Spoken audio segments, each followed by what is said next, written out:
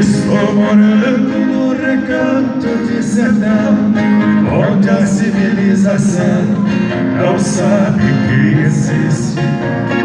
Moro num grande coração da natureza, onde o céu tem mais beleza e o galo canta triste. Aonde eu moro, minha luz é um lampião, e alegra a escuridão é a lua que ilumina. Meu simples rancho sempre foi minha maçã, é de lenha meu fogão e minha água vem da mina.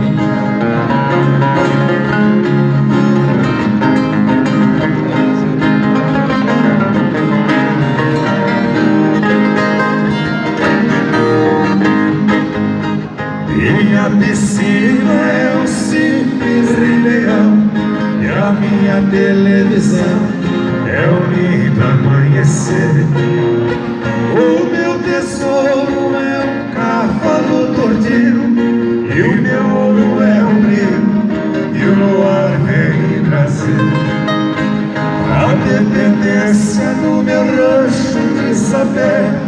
Minha arma é a fé que protege os dias meus. Minha riqueza sempre foi minha saúde, e a minha grande virtude é a fé que eu tenho em Deus.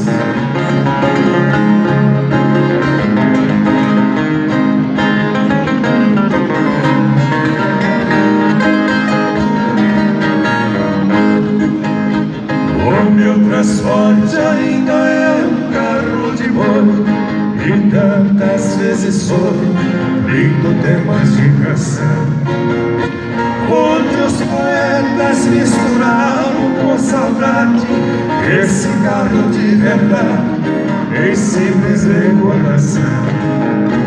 Mas para um homem do mundo civilizado, sou ainda um atrasado, sem cultura e sem valor. Pois nesse rico paraíso de verdade, para ter felicidade não precisa ser doutor. Nesse lugar feliz nasci, nesse lugar feliz sempre vivi. Parece até que Deus também nasceu aqui.